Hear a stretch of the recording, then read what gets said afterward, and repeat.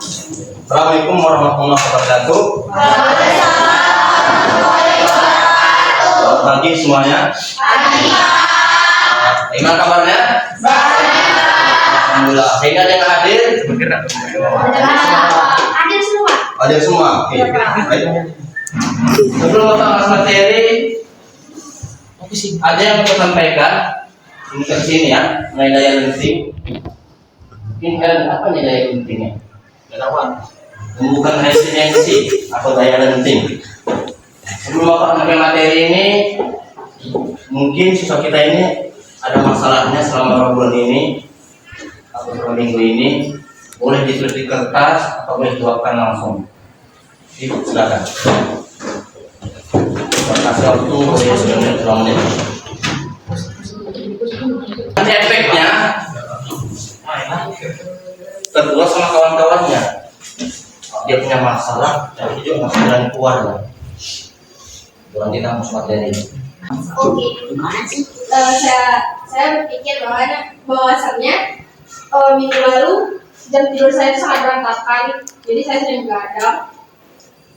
Dan dari situ saya menyadari saya sering bangun siang, terus ngerjain tugas kadang nggak selesai. Nah dari situ saya belajar bahwasannya saya itu salah. Lalu untuk kesalahan itu saya harus memperbaikinya. Bagaimana cara saya memperbaiki itu?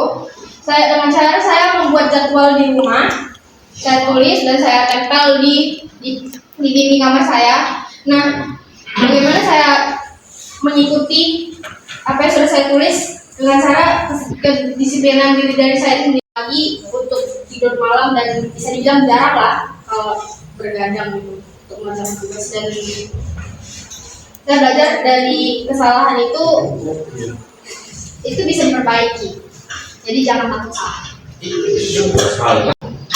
Masalahnya dia sering jadi efek sampingnya kemana? Satu bangun, terus Tidak makannya pasti kesehatannya terganggu. Satu lagi, mempunyai yang terbilang kawan spesial, tapi dia lumpuh. Solusinya yang melupakannya. Jadi yang cara dia itu mengubah itu yang saya daya lenting atau resiliensi.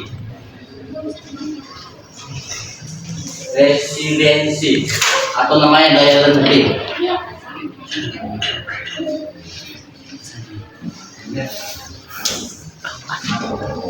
Daya lenting mana penting? Proses dalam tumbuh anak-anak atau menghadapi tantangan. Kegagalan adalah bagian yang wajar. Kegagalan adalah bagian yang wajar. Kegagalan adalah bagian yang wajar, namun tidak berhenti gagal untuk mencoba lagi. Dari kesalahan dan pelan dan lebih kuat. Jadi daya lenting ini bukannya tidak menyerah, tapi dia harus mencoba atau berusaha.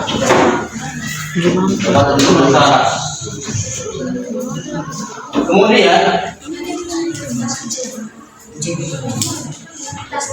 ketika siswa atau anak yang sering gagal, cobanya lagi, efek sampingnya ini. Siswa individu yang menghadapi tantangan berusaha mengatasinya. Otak mereka sedang membentuk dan memperkuat koneksi saraf baru yang terkait dengan rangkaian pengetahuan tersebut. Jadi yang siswa yang pasrah itu adalah dengan belajar dia akan berkembang. Sedangkan dia sering-sering gagal tapi dia berusaha kembali, maka akan memperkuat koneksi saraf baru. Berarti saraf baru ini berkembang. Itu nama ini adalah growth mindset. Growth mindset itu ini dia.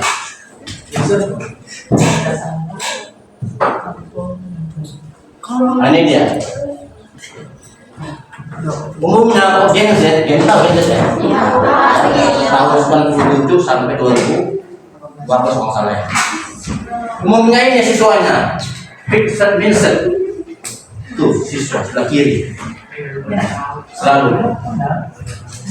Yang bilang tadi ya siswa yang selalu pasrah. Kok dia pikirannya Vincent sama Vincent beda. Fixed mindset saya bisa sukses jika saya punya bakat. Kalau punya bakat gimana? Maka pola pikirnya dirubah. Saya sukses dengan berusaha. Bakat atau minat bisa dibentuk. Dia. Selanjutnya, kok kegagalan? Fixed mindset. Pola pikirnya udah bisa, saya ngalah. Tapi dia growth mindset, sekali gagal, coba lagi. Udah berubah dia sekali gagal, coba lagi. Selanjutnya, kesulitan. Tak bisa saya Pak, Bu. Sedang saya lah. Siapa aja? Siapa aja? Oh dia yang growth mindset, saya belum bisa. Belum ini berarti dia harus dilatih lagi, belajar lagi, dicoba. Itu lama belum bisa. Jangan tidak bisa, belum bisa. Termasuk nanti semua maka kesadaran juga. Kemudian masalah, mengapa masalah terjadi sama saya? Ini kan pasrah sama nenek. Ada masalah, mengapa masalah ini terjadi sama saya? Sedangkan ketika yang mindset, solusi apa yang bisa saya upayakan? Nah itu dulu. Jadi masalah ini bukan dipasrahkan atau dibiar-biari atau nggak bisa. Kenapa terjadi hal yang lain sama saya? Kita harus memikir solusi dulu. Solusi apa yang harus diupayakan? Nah, kritik. Ada yang siswa ini kan pantang dia disenggol atau pantang dikritik. Yang lainnya kan sudah sakit hati dia. Seterusnya tidak akan berkawan ini. Tidak bercerita ataupun bergabung tadi hukum. Tapi banyak yang belum mindset. Terima kasih telah menegur saya akan perbaiki. Itulah pola pikirnya diubah dulu. Di antara yang ini yang paling penting inilah fixed mindset dan growth mindset. Yang langsung tapi usaha. Jadi Bapak inginkan punya yang growth mindset. Siswa atau individu atau anak-anak yang selalu ada tekanan, tapi dia bisa menghadapinya. Gagal pulangnya lagi, tidak ada pasrahan. Beda dengan sama siswa-siswa yang Bapak hadapi sekarang ini yang beda muslim ini. Hujan, ya kan? Kayak ada, Pak, dan Pak sekolah. Nah itu dia fixed mindset. Satu hal yang sederhana aja. Kemudian lagi, satu lagi. Di rumah Pak, orang tua udah pergi kerja, jadi bangunin. Saya papanya bangun, jadi ujungnya terlambat, pasrah. Apa salahnya dia tadi? Cepat tidur kan, cepat tidur, cepat bangun. Udahlah, ke sekolah lah, udah terlambat, jadi apa lewat? Fixed mindset, pasrah dalam keadaan.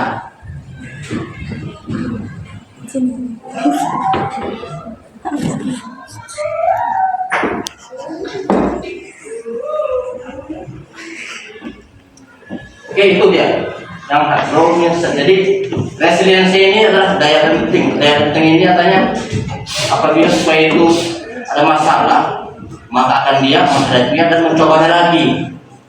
Itu resiliensi.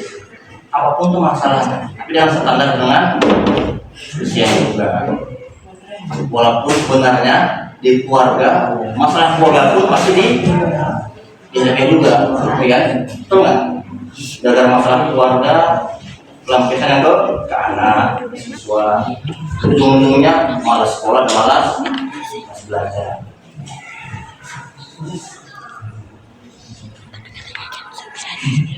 Nah ini ada dagang kuis lah. Udah yang tadi saya paham yang growth mindset dan fixed mindset, paham ya? Intinya satu, jangan terus salah sadar dan pasrah keadaan. Walaupun sebenarnya itu sulit. Mungkin tidak di sensornya HP. Ada siswa, ada orang yang sukses, yang dulu dia tambal ban, terus ini jalan-jalan, di pengusaha. Ya, mungkin datang ya dari Facebook, itu lagi.